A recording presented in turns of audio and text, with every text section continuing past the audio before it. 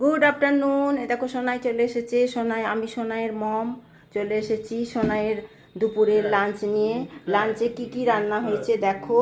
এ দেখো পেঁপে সেদ্ধ, আলুর একটা শুকনো তরকারি, আর একটা নিরামিষ ঝোল হয়েছে। পেঁপে, বরবটি, আলু, বড়ি, পটল সব দিয়ে ঝোল হয়েছে।